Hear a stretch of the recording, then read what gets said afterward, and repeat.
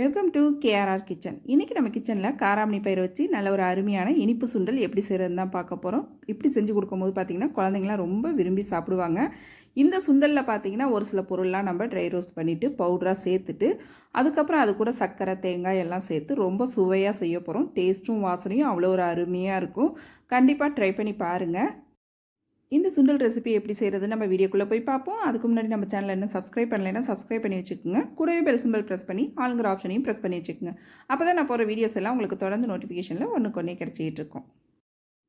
இன்றைக்கி சுண்டல் செய்யறதுக்கு பார்த்திங்கன்னா நான் சிவப்பு காராமணி தான் எடுத்திருக்கேன். இதில் நீங்கள் வெள்ளை காராமணியில் கூட செய்யலாம், அதுவும் டேஸ்ட்டு நல்லாயிருக்கும்.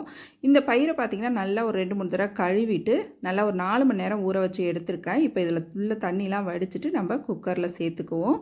மறுபடியும் பார்த்திங்கன்னா ஃப்ரெஷ்ஷாக தண்ணி ஊற்றிக்கிங்க.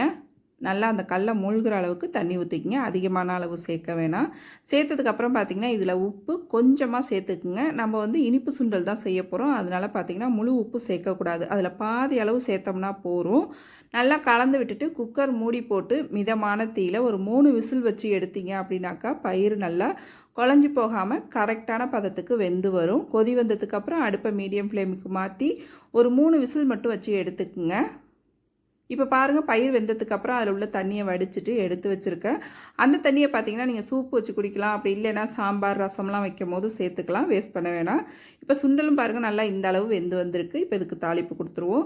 அதுக்கு முன்னாடி பார்த்திங்கன்னா ஒரு பவுடர் நம்ம ட்ரை ரோஸ்ட் பண்ணணும்னு சொல்லியிருந்தேன்னா அதை ரெடி பண்ணிக்குவோம். ஒரு 2 டீஸ்பூன் அளவுக்கு எள்ளு சேர்த்துருக்கேன். எள்ளு நல்லா பொரிய விட்டு வறுத்து எடுத்துக்குங்க. நல்லா படப்படன்னு பொரிஞ்சு இந்த அளவு நிறம் மாறி வரணும். இப்போ இதை மிக்ஸி ஜாரில் சேர்த்துக்குவோம். இது கூடவே பார்த்திங்கன்னா நான் வறுத்த வேர்க்கடலை வச்சுருந்தேன், ஒரு 2 டேபிள் ஸ்பூன் அளவுக்கு சேர்த்துக்கிறேன். வறுத்த வேர்க்கடலை இல்லை அப்படின்னா பச்சை வேர்க்கடலைனா லைட்டாக வறுத்துக்குங்க. இது கூடவே 2 டேபிள் ஸ்பூன் அளவுக்கு பொட்டுக்கடலை சேர்த்துருக்கேன். இப்போ இதை குறப்பாக அரைச்சி எடுத்துக்கணும், ஒன்றும் பாதியுமாக. இந்த அளவு அரைச்சிக்கிட்டிங்கன்னா போதும். இப்போ சுண்டல் தாளிக்கிறதுக்கு அடுப்பில் கடாய் வச்சுருக்கேன். 1 டீஸ்பூன் அளவுக்கு எண்ணெய் சேர்த்துக்கிறேன். இதில் 1 டீஸ்பூன் அளவுக்கு கடுகு உளுந்து சேர்த்து பொரிய விட்டுக்கிறேன். இப்போ கடுகு உளுந்து நல்லா பொரிஞ்சதுக்கு அப்புறம் பார்த்திங்கன்னா இதில் நம்ம வேக வச்சுருக்க அந்த காராமணி பயிரை இதில் சேர்த்துக்குவோம்.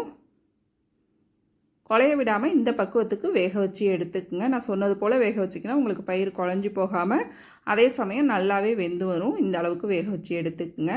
இப்போ இது நல்லா ஒரு செகண்டு கலந்து விட்டுக்குங்க. 1 கப்பு பயிர் எடுத்திங்கன்னா அதே கப்பால் ஒரு 1/4 கப்பு அளவுக்கு நாட்டு சர்க்கரை அப்படி இல்லைன்னா வெல்லத்தை இடிச்சிட்டு துருவிட்டு சேர்த்திங்க அப்படின்னா உங்களுக்கு கரெக்டான அளவாக இருக்கும்.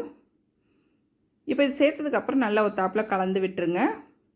இது கூடவே பார்த்திங்கன்னா ஒரு 1/2 கப் அளவுக்கு தேங்காய் துருவல் எடுத்து வச்சுருக்கேன், அதையும் சேர்த்துக்கிறேன். சேர்த்து நல்லா கலந்து விட்டுக்கிறேன்.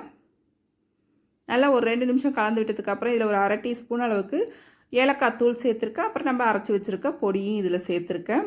ஏலக்காய் தூள் இல்லைன்னா நீங்கள் ஏலக்காயை கூட இந்த பவுடரோடு சேர்த்து அரைச்சிக்கலாம். நல்லா ஒரு 2 செகண்டுக்கு பவுட்ரு சேர்த்து கலந்து விட்டுருங்க. இந்த பவுட்ரு கலந்ததுக்கப்புறம் பார்த்திங்கன்னா நல்லா கமன் வாசனையோடு ரொம்ப சூப்பராக இருக்கும் இந்த சுண்டல் ரெசிபி. நல்லா ஒரு 2 நிமிஷம் கலந்து விட்டாலே போதும். ரொம்ப அருமையாக இருக்குங்க டேஸ்ட்டு. அவ்வளோதான், நம்மளோட காராமணி சுண்டல் ரொம்ப சூப்பராக அருமையாக ரெடி ஆகிடுச்சுங்க. இதை காரமாகவும் நீங்கள் செஞ்சு சாப்பிட்லாம். அதே சமயம் குழந்தைங்களுக்கு நம்ம இது போல் இனிப்பு போட்டு நல்லா வாசனையாக செஞ்சு கொடுக்கும்போது ரொம்ப விரும்பி சாப்பிடுவாங்க. நீங்களும் கண்டிப்பாக இந்த சுண்டல் ரெசிப்பியை ட்ரை பண்ணி பாருங்கள். ட்ரை பண்ணி பார்த்துட்டு எப்படி இருக்குன்னு எனக்கு கமெண்ட் பண்ணுங்கள். என்னோட இந்த ரெசிபி பிடிச்சிருந்ததுன்னா லைக் பண்ணுங்கள், ஷேர் பண்ணுங்கள். மறக்காமல் நம்ம கேஆர்ஆர் கிச்சனை சப்ஸ்கிரைப் பண்ணி வச்சுக்கோங்க. நாளைக்கு வேறொரு ரெசிபியோடு சந்திப்போம். தேங்க்ஸ் ஃபார் வாட்சிங்.